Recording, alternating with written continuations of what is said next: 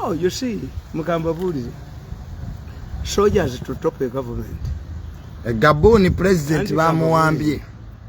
What you don't know in these countries, the French are very exploitative. Bafaransa. Babinyama wanga gabachai. Yes, kakati the problem is traveling. Na one travel ya single college. Nti abana be mututeyo okola ebyeyo bajja kuyiwa government one. Because lwaki ba terrorists batega America bomb na wa bava mu buwalabu bagenda okutulya America nga tina resources nga America obugagga bweriko buli bwaba walabu batandika okutega bomb abantu banene bosoma French Revolution balafa yezi bali bavudde meshikali ne batandika okuleta obujagala kakati because of is a traveling abantu bategedde nti eggwanga gundi ne education fetuli bagaga. 2 the anti and racism anti blacks nti babayola baliwo omusajja nga bamuyita lipeni yali abaga nti abaddugavu bonna ne bazidda ne muteyewama kakati people have realized nti the most peaceful person is at home. Why don't we remove these dictators and share the resources? Ne majege gabajja ko sima. Anti nkubulira amaje okuwamba government is there are two issues. When you see soldiers toppling a government, it's a snake bite. Nje ono president mu mahanga agowa bali close. Toba amekamanda ya wasa muwalawe. Gendo some gundi akatabo gundi ke yawandika paper je yawandika kalugire. Akulage chali mu gundi mu Liberia when Sergeant Doke ate the problem of the army is that once you pamper the generals the sergeant does top of the government bofa kuba general nga bakano bawamba. But the good news for Uganda where we cannot get a coup under this government we are not likely to get a coup.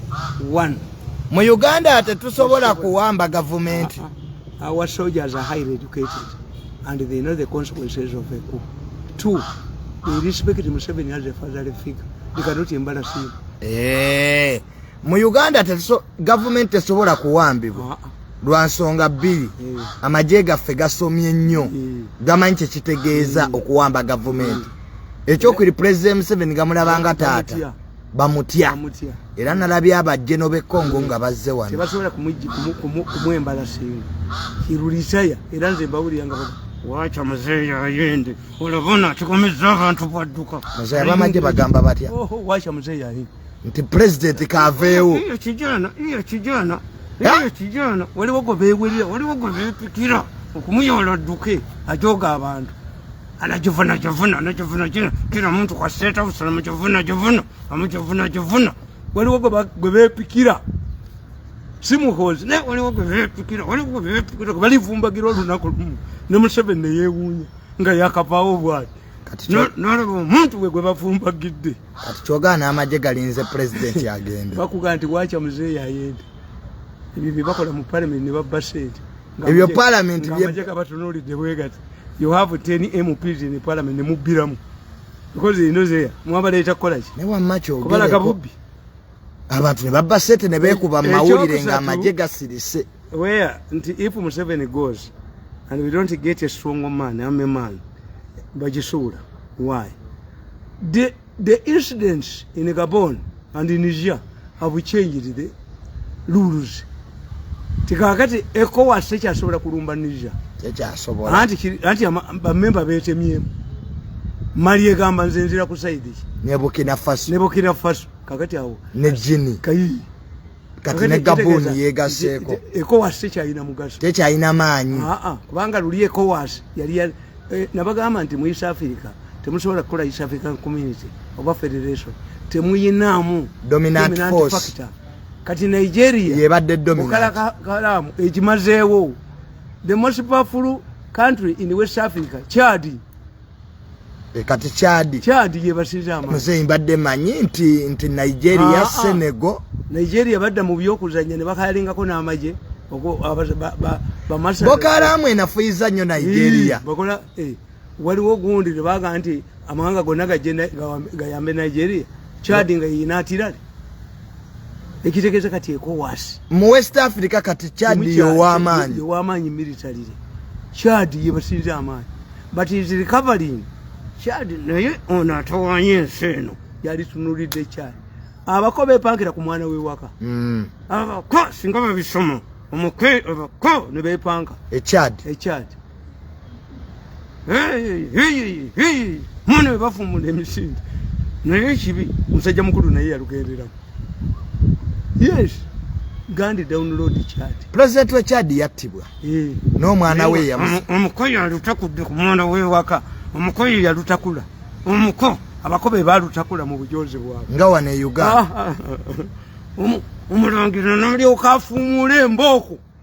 Omulangira n'afumulira emboka abakobe. Emboko zennyini emboka ensajja. Wadde kitaawe yagenderamu. Yafumula emboko omulangira yafumula emboko. Abajozi abajuvuna nebaduka kakati mu West Africa. That's the most important thing. Nti if Ekomogo cannot do anything, Ekomogo, even Africa, nti riba badde bakuga nti quiz condemned.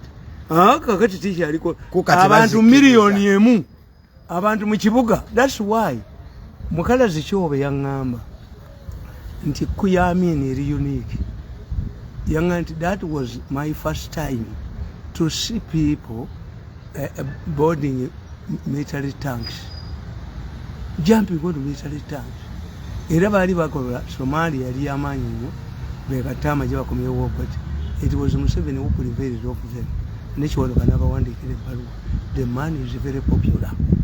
Kakati excitement y'amagye mu West Africa bajja kumala kujiro zake gei bamutwala emisinde abantu baabwe. Bano muzayi bagaye Chad and Gabon don't belong to ECOWAS. Since za ECOWAS chitufu. It could be. Chad ne Gabon sima wanga chitufu sima wanga ga ECOWAS. Kakati kibadde kindeeta mu Chad kibadde kimu. Ti Chad yayamba ko Nigeria. Chad eze yamba mawanga ga ECOWAS. Era ne munteseganya za Niger. Chad mweri. Chad is a very powerful. Chad is very important country. Anti yo botunu ya Chad waliwo Habre Hussein Habre yali alwana nga gukoni nga waliyo Hussein Habre yali musajja mulwanyi nnyo nga ina abayekere baba bayita desert rat. Kakati gundi nga alwana ne gukoni nga awagirwa Libya. Kakati Habre ndoza kiri mu bwangwa bw'abagundi bw'abashati naye yali afiride ku lutalo naye nga Amerika bamuwa machine yakasaba baba serikali baba mukuuma yadduka misinde nakoma wenjamena nali nyenyi n'agenda nadduka Hussein Habre kaka ensebadde ya lutalo.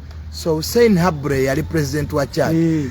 Gaddafi yalumbako ne Chad. Anti Hussein Habre namukuba lukwaga lulamba ne bagala okumobilizinga. France ne mukolera retire. France yabayambo kuba. Anti bayina ekitundu bakitanzuzi ekirimu fertilizers kiri ku board. Wakati Libya badde kyagala nnyo. Ate Libya naye yalinga ono Wigini. Gaddafi yasooka okuleetera Wigini. Wagina group. Wagina group. Nti the Russians fear to lose their citizens. Once you lose many citizens, bajja kukola ekya Afghanistan. Nti abalasa emitwalo 15 baba kuba mu Afghanistan. Kakati bantu ne bayiya amagezi. Get foreigners, train them and equip them. Bakulwanira olutalo. Beba Wigini. Kakati Wigini's involvement in West Africa nayo yamaanyi. Nenye niyo Putin ya mutta. Anti goyinza okwepanka ku gundi nti Putin omwepankeko osigale mu gwango. Nemba ne uyo musajja wa Wagina naye yali tategeera. Omaze okwepanka ku president Putin ate osigale mulasa.